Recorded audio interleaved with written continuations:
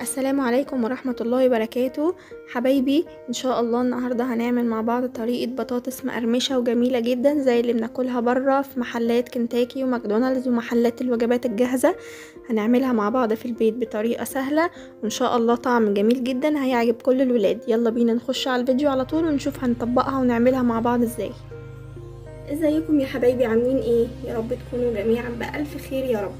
فيديو النهاردة جميل جدا زي ما انتم شايفين، هنعمل فيه مع بعض البطاطس المقرمشة جدا جدا من غير اي مكونات خزعبلية كده زي ما بيقولوا.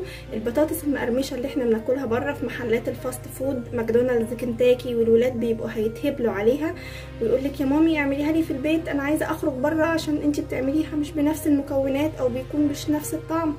تعالوا مع بعض النهاردة نعملها بأبسط وأسهل طريقة، هتطلع معاكي مقرمشة جدا جدا من غير بقى أي كفر عليها من بره ولا أي حاجة. أساس الوصفة دي أو 90% من نجاح الوصفة بتاعتي هي نوع البطاطس. لازم تكون بطاطس نشوية، بطاطس تحمير، نوع البطاطس الحلوة جدا جدا جدا اللي انتي بتشتريها لازم تكون تحمير. ما ينفعش تجيبي في الوصفة دي البطاطس اللي هي بتديكي تحسيها كده ان هي احمرت منك في القلية، لا دي بطاطس طبيخ. احنا عايزين بطاطس تحمير وتقطعيها زي ما انتي ما شايفة كده. خير الامور الوسط، انا عايزاكي توسطني ايدك، مش عايزاها ولا هي سمكها رفيع جدا ولا هي تخينة جدا، لا زي ما انتي شايفة كده انا مقطعاها بالحجم ده. وهنبدأ بقى نسمي الله دلوقتي ونعمل الوصفة بتاعتنا. عايزة اجهز حلة فيها مية مغلية، تمام، وهحط فيها كوبايه صغيره او ربع كوبايه كبيره على حسب كميه البطاطس اللي انت هتستخدميها. انا هوريكي الكوبايه اللي انا هستخدمها فيها ايه دلوقتي. هحط فيها كوبايه صغيره جدا من الخل، رشه من الملح، وكمان رشه من السكر.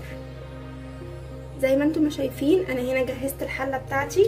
هحط كوبايه صغيره جدا من الخل زي ما انتم شايفين حجم الكوبايه معايا قد ايه،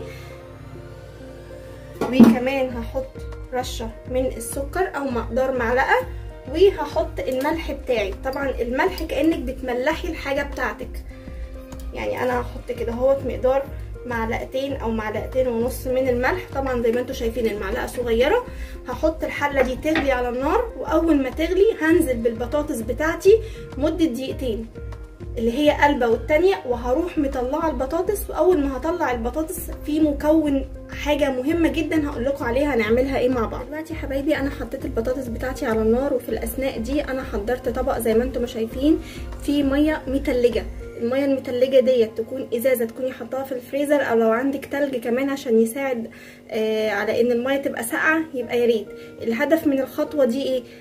ان انا اطلع البطاطس وهي سخنة. هي هتقعد دقيقتين بس على النار غلوة، والتانية وتروحي مطلعها على طول من السخونية تتحط على طول في المية المتلجة دي علشان نوقف في سواها، لان انا مش عايزة البطاطس تدخل في مرحلة السليق او تتهري، لا انا عايزاها برضو تكون خدت غلوتين بس لسه محتفظة بالقوام والنشوفية بتاعتي. دي كده البطاطس بتاعتي بعد ما طلعتها من المية اللي غليت فيها دقيقتين حطيتها على طول في المية الساقعة. ولو عندك قطع تلج زي ما قلت لك يبقى تمام جدا، يفضل تحطي فيها. المية خلت البطاطس بردت معايا في ثانية وهو ده المطلوب. زي ما قلت لك انا مش عايزة البطاطس توصل لمرحلة السليق، قطعة البطاطس ماسكة نفسها مش مهرية، وفي نفس الوقت زي ما انتي ما شايفاها كده. طيب هنعمل ايه دلوقتي؟ في فوطة مطبخ حاولي بقى تطلعي البطاطس دي وتنشفيها كويس جدا جدا جدا، وحضري معايا نشا. ويلا بينا نشوف هنكمل الخطوة اللي بعد كده ازاي. بعد ما طلعت البطاطس بتاعي من المية ونشفتها كويس جدا جدا زي ما قلت لكم، لازم تحطيها في حاجة واسعة بحيث ان احنا كل البطاطس تبقى مفرودة. انا مش عايزة البطاطس كلها على بعض، تمام. وهتجيبي نشا وتبدأي ان انتي بالمعلقة كده توزعي النشا على البطاطس. الخطوة دي مهمة جدا علشان كل البطاطس بتاعتك يوصل لها من النشا اللي انتي هتحطيها. ونبدأ ان احنا نقلب كويس جدا جدا. عشان كده قلتلك لازم البطاطس بتاعتك تكون ناشفة، تمام. وبعد ما هتتأكدي ان كمية البطاطس كلها اتغلفت بالنشا هتكوني مجهزة زيت غزير على النار بيغلي، ونبدأ ننزل نحمر البطاطس بتاعنا. طبعا انتي كمية البطاطس اللي انتي هتحمريها هي المعتمدة على كمية النشا. يعني انا الكمية دي اخدت مني معلقتين كبار زي ما انتي ما شايفة. كل ما هتزودي الكمية كل ما هتزودي مقدار النشا اللي انتي هتحطيه، وفي الاخر خالص هتاكلي احلى بطاطس مقرمشة طعمها مسكر وجميل زي اللي بناكلها في المحلات بره، ونفس الوقت مقرمشة من بره ولذيذة كده وطعمها هش وجميل من جوه.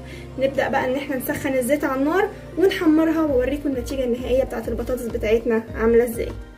وده يا حبايب قلبي الشكل النهائي بتاع البطاطس بتاعنا بعد ما اتعملت.